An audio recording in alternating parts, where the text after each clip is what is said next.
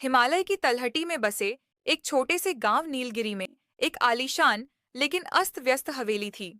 इस हवेली में महेश और उसकी पत्नी मंजू रहा करते थे।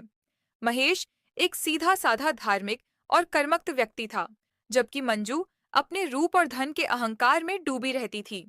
उसे साफ सफाई से नफरत थी और दूसरों को नीचा दिखाना उसकी आदत बन चुकी थी। एक सुनहरी सुबह, जब सूरज की किरणें हवेली की खिड़कियों से अंदर झांक रही थीं, महेश ने देखा कि मंजू सोफे पर सो रही है और उसके चारों ओर मकड़ियों के जाले और धूल की परदें जमी हुई है। यहाँ तक कि उसकी रेशमी साड़ी पर भी अजीब काले कीड़े रेंग रहे थे। महेश ने गहरी सांस ली और बोला, अरे ये क्या देख रहा हूं मैं? मंजू जागो। मैंने कभी सोचा भी नहीं था कि कोई इंसान गंदगी के बीच इतनी बेफिक्री से सो सकता है। मंजू ने अधकली आंखों से उसे देखा और तुनक कर बोली, क्या चिल्ला रहे हो तुम? हमारी शादी को 8 साल बीत गए और तुम आज भी मेरा चेहरा ऐसे देख रहे हो जैसे पहली बार देख रहे हो। क्या मैं इतनी सुंदर हूं कि तुम्हारी नजरें नहीं हट रही? महेश ने सिर पकड़ लिया और कहा, सुंदरता मंजू, तुम्हारी खूबसूरती के ऊपर बदसूरती के कीड़े रेंग रहे हैं। देखो तो सही, तुम्हारे चारों ओर कितनी गंदगी है। फर्श पर कीचड़ है, कोनों में जाले हैं और अब तो यह कीड़े तुम्हारे ऊपर भी चढ़ने लगे हैं। मंजू ने हाथ झटकते हुए कहा, रहने दो अपनी ये बातें। मुझे कोई फर्क नहीं पड़ता। ये घर जैसा है वैसा ही रहेगा। तुम्हें सफाई पसंद है तो खुद कर लो। मुझे नींद प्यारी है। महेश ने उसे चेतावनी देते हुए कहा, भाग्यवान, मेरी बात ध्यान से सुनो। आज शाम मेरे परम आदरणीय गुरुजी, स्वामी जी यहाँ पधार रहे हैं। वे बहुत पहुंचे हुए संत हैं, लेकिन उन्हें अनुशासनहीनता और गंदगी से सख्त चिढ़ है। कृपया आज के लिए इस घर को थोड़ा व्यवस्थित कर लो। मंजू जोर से हंसी और बोली, वो गुरुजी आए या कोई राजा मंजू किसी के लिए नहीं बदलती। अगर उन्हें यहाँ रहना है तो इसी गंदगी में रहना होगा, वरना वे अपना रास्ता देख सकते हैं। मुझे किसी का डर नहीं है। महेश का दिल बैठ गया और उसने कहा, तुम नहीं जानती मंजू, गुरुजी की वाणी में सिद्धियां हैं। वे क्रोध में जो कह देते हैं वह पत्थर की लकीर बन जाता है। मत खेलो अपनी किस्मत से। शाम हुई। आसमान में काली घटाएं छाने लगीं। तभी हवेली के द्वार पर एक तेजस्वी व्यक्ति का आगमन हुआ। उनकी आंखों में गजब का तेज था। महेश ने दौड़कर उनके चरण स्पर्श किए और उन्हें अंदर ले आया। गुरुदेव क्षमा करें, मेरी पत्नी वह थोड़ी सरल स्वभाव की है, घर व्यवस्थित नहीं कर पाई। हवेली के अंदर का दृश्य देखकर स्वामी जी की भयं तन गई। चारों ओर थैली दुर्गंध और सड़न ने उनका मन खिन्न कर दिया। मंजू अपने कमरे से बाहर निकली, लेकिन उसके चेहरे पर ना कोई सम्मान था और ना कोई पछतावा। स्वामी जी ने मंजू की ओर देखा और शांत स्वर्ग में पूछा, बेटी, क्या एक अतिथि को बैठने के लिए साफ जगह और पीने के लिए शुद्ध जल मिल सकता है? मंजू ने एक पुराना गंदा लोटा उठाया और उसने बिना धोए पानी भरकर गुरुजी के सामने पटक दिया। उसने कहा, यहाँ पानी ऐसे ही मिलता है। और हाँ, अगर आपको बैठने में तकलीफ है तो बाहर पीपल के पेड़ के नीचे आसन लगा लीजिए। यहाँ तो ऐसा ही रहेगा। महेश कांपने लगा। उसने मंजू को समझाने की कोशिश की, लेकिन मंजू ने अनसुना कर दिया। उसने रसोई से एक थाली लाकर महेश के सामने रख दी। महेश ने रोते हुए कहा, मंजू, यह क्या है? गुरुदेव के सामने ऐसा भोजन? इसमें तो चूहे ने गंदगी कर रखी है। हाँ, तो क्या हुआ? कोई जहर तो नहीं? अगर चूहा थोड़ा खाना खा भी लेगा तो तुम्हारा क्या जाएगा? अब चुपचाप यही खाना अपने गुरुजी को खिला दो और जो बचे उसे तुम खा लेना। मुझे बहुत नींद आ रही है। मैं सोने जा रही हूँ। यह अपमान की पराकाष्ठा थी। स्वामी जी की आंखों में क्रोध की अग्नि दहक उठी। उन्होंने अपना कमंडल उठाया और जल की कुछ बूंदें हाथ में लीं। स्वामी जी ने गर्जना करते हुए कहा, अहंकारी स्त्री, तूने ना केवल अतिथि का अपमान किया है, बल्कि मानवता के उस धर्म को भी त्याग दिया है जो सफाई और पवित्रता का प्रतीक है। तुझे इस गंदगी और अंधेरे से इतना प्रेम है तो जा, आज से तू एक काली बिल्ली बनकर इसी अंधकार में भटकेगी। स्वामी जी ने मंत्र उच्चारण के साथ वह जल मंजू की ओर फेंका। मंजू हंसी और बोली, आपका पानी मुझे क्या बिगाड़ेगा? देखिए, मैं अभी भी वैसी ही हूँ। वह अपने कमरे में चली गई और दरवाजा बंद कर लिया। महेश गुरु जी के चरणों में गिर पड़ा और माफी मांगने लगा। स्वामी जी ने ठंडी सांस ली और कहा, नियति अपना काम करेगी।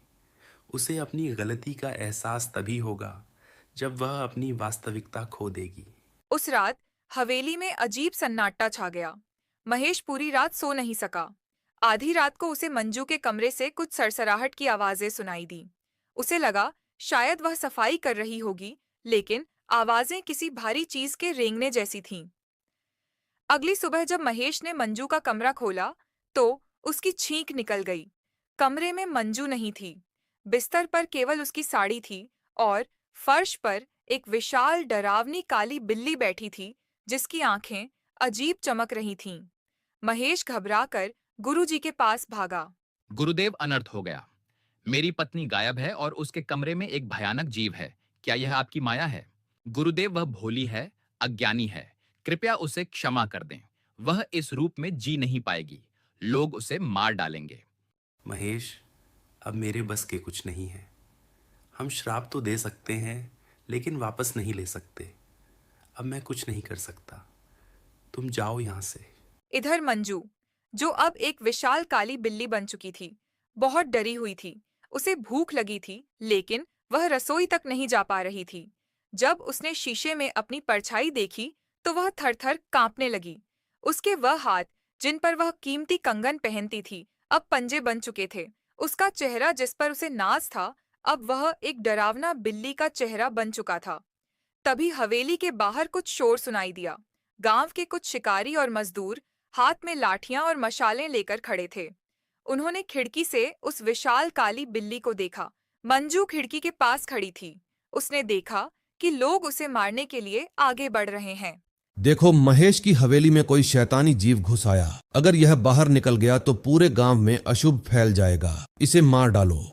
मंजू चिल्लाना चाहती थी, मैं मंजू हूँ, मुझे मत मारो। लेकिन उसके गले से केवल डरावनी गुर्राहट निकल रही थी। भीड़ ने हवेली का दरवाजा तोड़ दिया। मंजू डर के मारे कोने में छिप गई। उसे अपने पति महेश की याद आने लगी। मंजू मन में, मैंने महेश की बात क्यों नहीं मानी? मैंने गुरुजी का अपमान क्यों किया? आज अगर मैं इंसान होती तो यह लोग मेरा सम्मान करते, लेकिन आज यह मुझे अशुभ समझकर मारना चाहते हैं। एक शिकारी ने अपनी लाठी उठाई और मंजू पर वार करने ही वाला था कि तभी महेश वहां आ पहुंचा। वह मंजू के सामने खड़ा हो गया। रुक जाओ, इसे मत मारो। ये मेरी पत्नी है। लोग हंसने लगे। महेश, पागल हो गए हो क्या? यह भयानक काली बिल्ली तुम्हारी पत्नी कैसे हो सकती है? हटो हमारे रास्ते से, वरना तुम भी मारे जाओगे। मंजू की आंखों से आंसू टपकने लगे।